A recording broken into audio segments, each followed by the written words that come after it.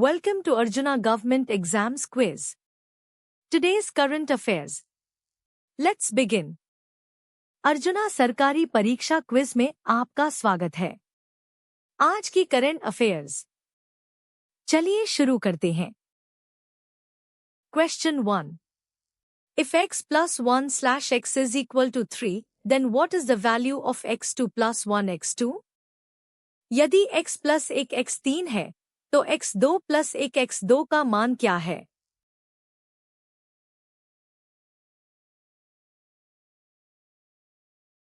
The correct answer is 7. We know that x plus 1 slash x2 is equal to x2 plus 1 x2 plus 2. Given x plus 1 slash x is equal to 3, so 3 2 is equal to x2 plus 1 x2 plus 2. This implies 9 is equal to x2 plus 1 x2 plus 2, which gives x2 plus 1 x2 is equal to 7.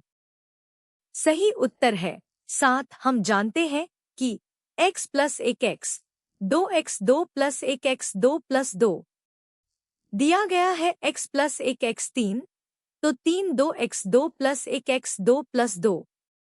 इसका अर्थ है 9x2 plus 1x2 plus 2, जिससे x2 plus 1x2 7 प्राप्त होता है। Question 2. If x1 slash x is equal to 4, then what is the value of x2 plus 1 x2? यदि x 1 x4 है, तो x2 plus 1 x2 का मान क्या है?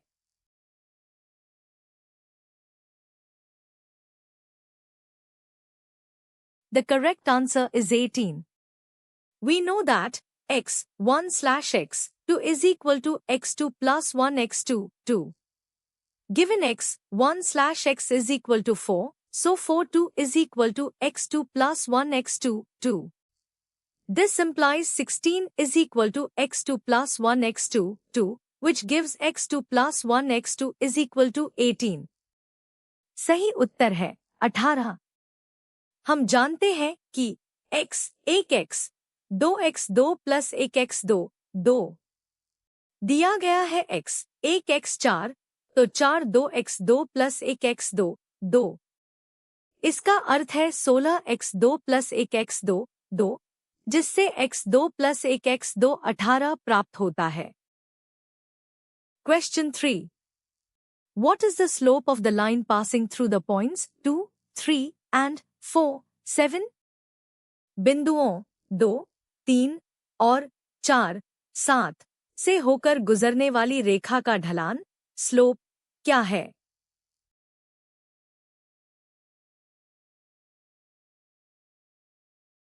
The correct answer is 2.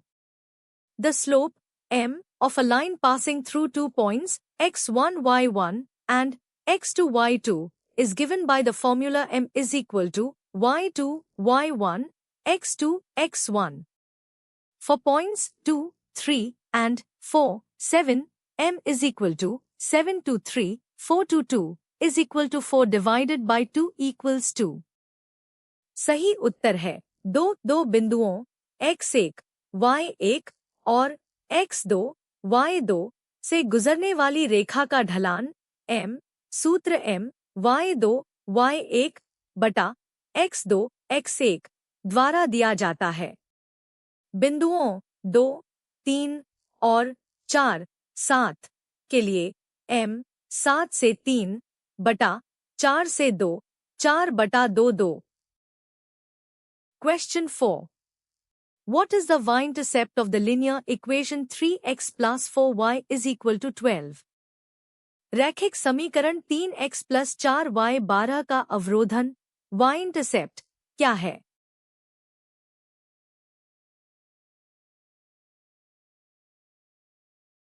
The correct answer is 3. To find the y-intercept, we set x is equal to 0 in the equation. So, 3, 0 plus 4y is equal to 12, which simplifies to 4y is equal to 12. Dividing by 4, we get y is equal to 3. Thus, the y-intercept is 3.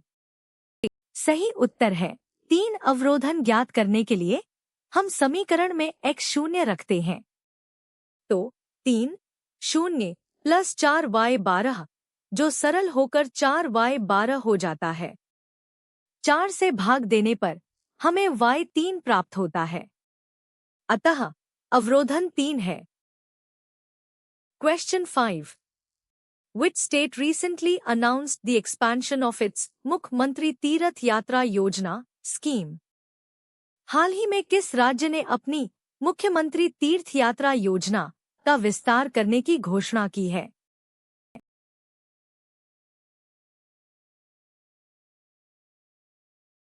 The correct answer is Punjab. As per recent news, the Punjab CM stated that the Mukhyamantri Tirath Yatra Yojana scheme has been expanded. सही उत्तर है पंजाब। हालिया खबरों के अनुसार पंजाब के मुख्यमंत्री ने कहा कि मुख्यमंत्री तीर्थ यात्रा योजना का विस्तार किया गया है। Question 6. The Public Examination, Prevention of Unfair Means, Amendment Bill 2026, recently passed by both houses of parliament, is commonly known as the संसद के दोनों सदनों द्वारा हाल ही में पारित सार्वजनिक परीक्षा अनुचित साधनों की रोकथाम संशोधन विधेयक 2026 को आम तौर पर किस नाम से जाना जाता है?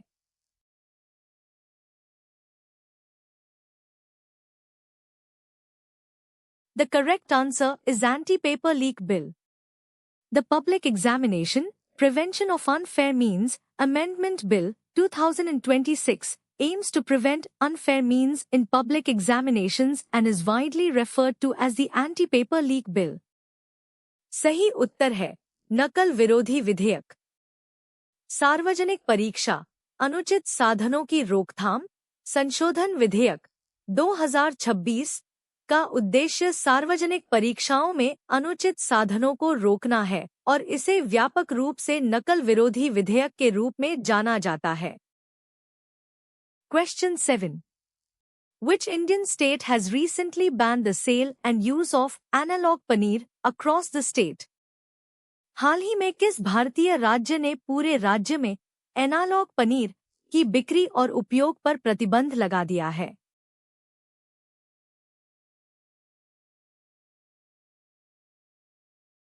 The correct answer is Chhattisgarh. Chhattisgarh has banned the sale and use of analog paneer across the state to ensure the quality and safety of food products. सही उत्तर है छत्तीसगढ़। छत्तीसगढ़ ने खाद्य उत्पादों की गुणवत्ता और सुरक्षा सुनिश्चित करने के लिए पूरे राज्य में एनालॉग पनीर की बिक्री और उपयोग पर प्रतिबंध लगा दिया है। Question 8. Who among the following founded the Maurya dynasty?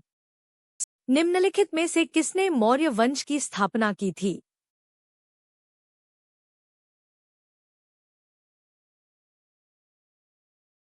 The correct answer is Chandragupta Maurya. Chandragupta Maurya founded the Maurya dynasty in ancient India with the help of his guru Chanakya, Kautilya, overthrowing the Nanda dynasty. सही उत्तर है चंद्रगुप्त मौर्य। चंद्रगुप्त मौर्य ने अपने गुरु चाणक्य, कौटिल्य की सहायता से नंद वंश को उखाड़ फेंककर प्राचीन भारत में मौर्य वंश की स्थापना की थी। Question 9. The Battle of Plassey, which was a decisive victory for the British East India Company, was fought in which year? Plassey का युद्ध, जो ब्रिटिश ईस्ट इंडिया कंपनी के लिए एक निर्णायक जीत थी, किस वर्ष लड़ा गया था?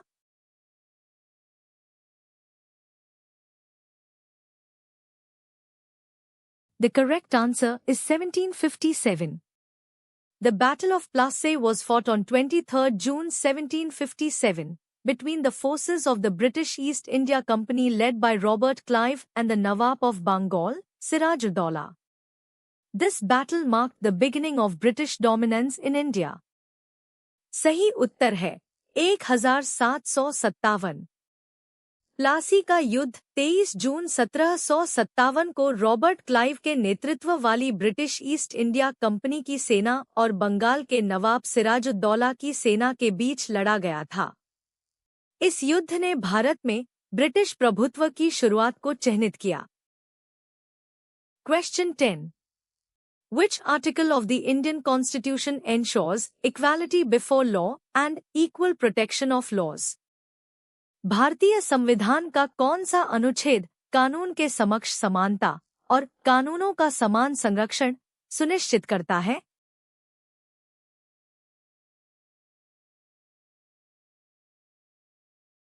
The correct answer is Article 14. Article 14 of the Indian Constitution guarantees to every person equality before the law and equal protection of the laws within the territory of India, forming a fundamental right. सही उत्तर है अनुच्छेद 14। भारतीय संविधान का अनुच्छेद 14 भारत के क्षेत्र के भीतर प्रत्येक व्यक्ति को कानून के समक्ष समानता और कानूनों का समान संरक्षण की गारंटी देता है, जो एक मौलिक अधिकार है। Question 11. Who is the ex officio chairman of the Rajya Sabha? Rajya Sabha का पदेन सभापति कौन होता है?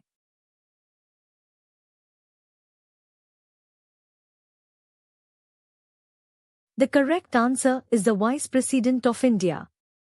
As per Article 64 and 89(1) of the Indian Constitution, the Vice President of India is the ex officio chairman of the Rajya Sabha, Council of States.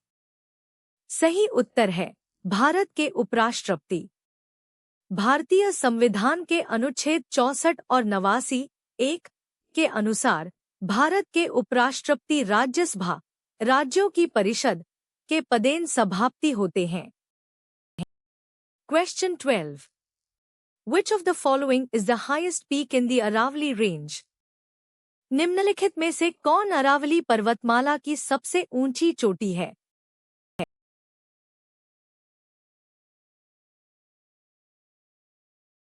The correct answer is Guru Shikhar. Guru Shikhar, located in the Sirohi district of Rajasthan, is the highest peak in the Aravalli Range, standing at an elevation of 1,722 meters, 5,650 feet. सही उत्तर है गुरु शिखर। राजस्थान के सिरोही जिले में स्थित गुरु शिखर अरावली पर्वतमाला की सबसे ऊंची चोटी है, जिसकी ऊंचाई 1,722 मीटर 5,650 फीट है। Question 13. What does GST stand for in the context of Indian taxation? भारतीय कराधान के संदर्भ में GST का पूर्ण रूप क्या है?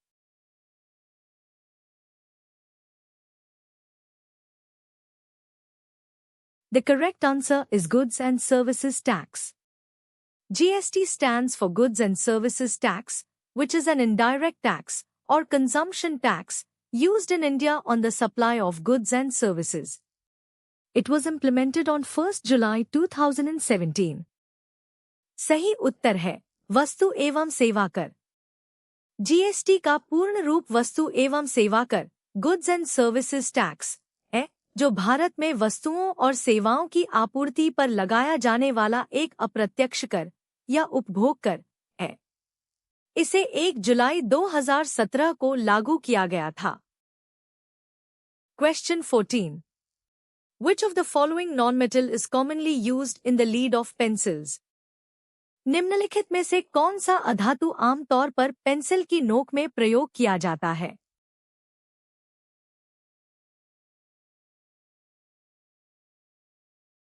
The correct answer is graphite. The lead in pencils is not actually lead metal, but a mixture of graphite, an allotrope of carbon, and clay. Graphite provides the dark mark and clay acts as a binder. सही उत्तर है graphite. Pencil की नोक वास्तव में lead धातु नहीं होती है, बल्कि ग्रेफाइट, कार्बन का एक अपरूप और मिट्टी का मिश्रण होती है। ग्रेफाइट गहरा निशान प्रदान करता है और मिट्टी बाइंडर के रूप में कार्य करती है। Question 15. The term biodiversity hotspot was coined by which environmental scientist? जैव विविधता हॉटस्पॉट शब्द किस पर्यावरण वैज्ञानिक द्वारा गढ़ा गया था?